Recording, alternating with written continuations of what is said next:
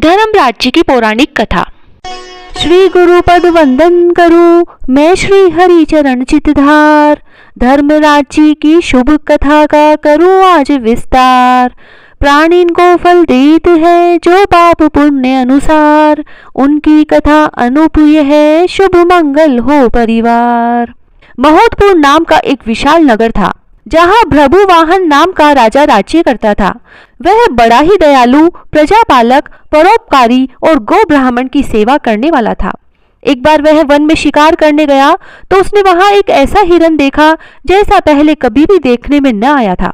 राजा ने ऐसे सुंदर मनोहारी मृग को मारना उचित न समझा और बिना शिकार किए ही कुछ सोचते हुए वापस महल में लौट पड़ा। मार्ग में उसे एक ब्राह्मण कन्या मिली जो ईश्वर की आराधना में लीन थी। उसे देखकर राजा रुक गया और उससे पूछने लगा, हे कन्या, तुम इस प्रकार अकेली वन में आराधना क्यों कर रही हो? तो वह बोली, हे राजन, मैं सुयोग्य वर तथा सुख की प्राप्ति के लिए ऐसा कर रही हूँ। राजा ने उसका मनोरथ जानकर ईश्वरीय प्रेरणा से हरिदास नाम के एक महाविद्वान के साथ उसका विवाह करवा दिया और खूब धन संपदा देकर विदा कर दिया। वह ब्राह्मण कन्या गुणवती ऐसे विद्वान पति को पाकर सुखमय जीवन व्यतीत करने लगी। हरिदास ने भी गुणवती को प्राय सभी देवताओं की भक्ति तथा आराधना के मार्ग बतलाए, पर एक धर्मराज जी की आराधना एवं भक्ति का मार्ग नहीं बतलाया।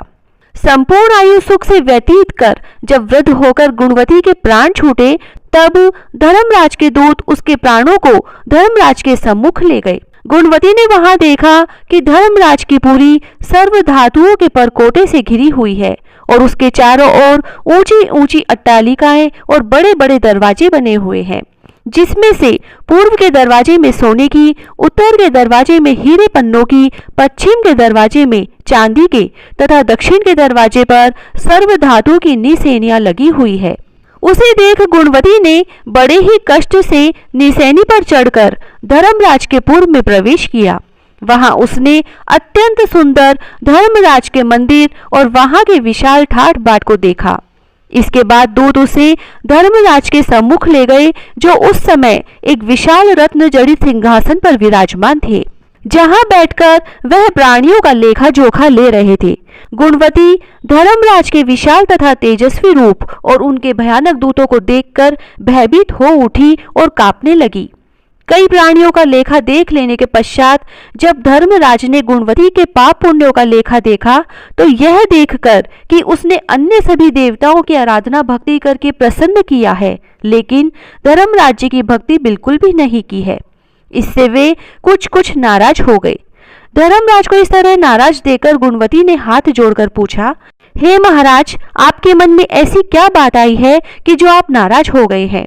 धर्मराज ने कहा, हे गुणवती, तूने सभी धर्म कर्म किए और सभी देवताओं की आराधना व पूजा की, पर मेरे लिए तूने कुछ भी नहीं किया। बस यही बात बार बार मेरे मन में आ रही है। हे गुणवती, तू ही बता कि यह सत्य है या नहीं।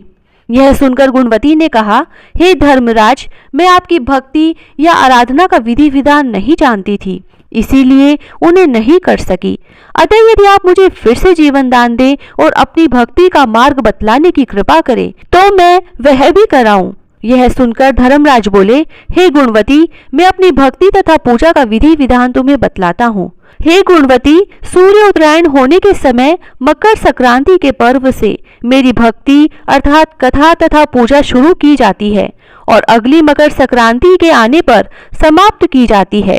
इसी बीच मेरी आराधना करने वाले प्राणी को प्रातः काल उठने के बाद नियमानुसार नहा धोकर प्रेम पूर्वक मेरा भजन पूजन या यथाशक्ति नाम जप करना चाहिए और मेरी कथा कहकर या सुनकर भोजन ग्रहण करना चाहिए। इस प्रकार बिना नागा पूरे 1 वर्ष तक मेरी कथा को कहना या सुनना चाहिए और जितना हो सके पुण्य और परोपकार करते रहना चाहिए। इस तरह 1 वर्ष व्यतीत होने पर दूसरी मकर संक्रांति को मेरी स्वर्ण अथवा चांदी की मूर्ति बनवाकर उसे सुंदर आसन पर स्थापित करके पंचामृत आदि से स्नान कराकर रोली मोली पान पुष्प सुपारी केसर कपूर चंदन आदि से पूजन करना चाहिए तथा सफेद तिल्ली के लड्डू बनाकर उनका भोग लगाना चाहिए और मेरी कथा कहकर या सुनकर यथाशक्ति ब्राह्मण को भोजन कराकर दान दक्षिणा देना चाहिए। याद रहे, मेरे साथ चित्रगुप्त जी की भी पूजा करनी चाहिए और उन्हें काले तिल के लड्डुओं का भोग लगाना चाहिए।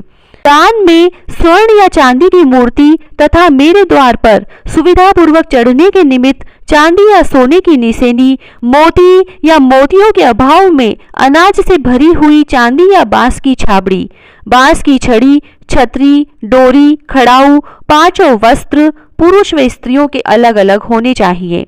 चूड़ा, काजल, टीका, दर्पण तथा इनके अतिरिक्त जो भी बन सके एवं पंचपात्र, आसन, गौमुखी माला, थाली, कटोरी आदि चीजें सुपात्र व गरीब ब्राह्मण को भोजन कराकर देनी चाहिए। इसके अतिरिक्त बन सके तो धर्मराज के निमित्त अश्व तथा कपिला गऊ और चित्रगुप्त जी के निमित्त काली गाय का दान करें तथा धर्मराज के निमित्त आसन, सिंहासन, आभूषण आदि भी दान करें।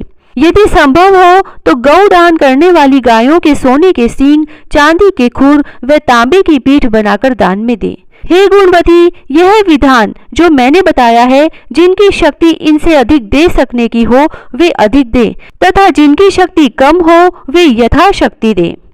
इस तरह कथा का विधान बतलाकर धर्मराज ने अपने दूतों से कहा कि हे दूतों, इस गुणवती के प्राणों को वापस मृत्युलोक में ले जाओ। उधर मृत्युलोक में गुणवती की मृत्यु के पश्चात उसके संबंधी जन अर्थी सजाकर उसे शमशान में ले जाने की तैयारी कर ही रहे थे कि वह पुनः जीवित हो उठी। उसके इस तरह से जीवित हो जाने पर सभी बड़े अचंभित हुए और उससे इसका कारण पूछने लगे। तो गुणवती ने सबको सारी कथा कह सुनाई और धर्मराज के व्रत की कथा का विधि विधान भी कहा। इसके बाद गुणवती ने विधि पूर्वक 1 वर्ष तक धर्मराज जी की कथा कहकर अंत में धर्मराज का उत्साह पूर्वक पूजन करवाया एवं दान पुण्य किया, जिससे धर्मराज अति प्रसन्न हुए और गुणवती मरणोपरांत सानंद स्वर्ग को प्राप्त हो गई। इतना कहकर सूची कहने लगे, हे ऋषियों, जिस घर में स्त्रियां इस व्रत को धारण करती है और इस कथा को कहती है, उस घर के सभी प्राणी धर्मराज के दरबार में निर्भयता के साथ जाते हैं। उन्हें धर्मराज के दूत कोई कष्ट नहीं देते तथा धर्मराज भी प्रेम पूर्वक उसका लेखा जोखा लेते हैं तथा पापों के क्षय का उपाय भी बतला देते हैं। अतः जो भी इस कथा को विधि पूर्वक कहते या सुनते हैं, उन्हें मृत्यु काल में यमराज के दूत कष्ट नहीं पहुंचाते और उन्हें गरुड़ पुराण में बतलाए हुए धर्मराज की पुरी के मार्ग में जाने में भी कोई कष्ट नहीं होता। इस तरह वे प्राणी सहज ही वैकुंठ को प्राप्त हो जाते हैं, इसमें कोई संदेह नहीं है। धर्मराज की यह कथा पढ़े सुने चितलाए, दोनों लोक आनंद मिले, सुख संपत्ति बहु पाए।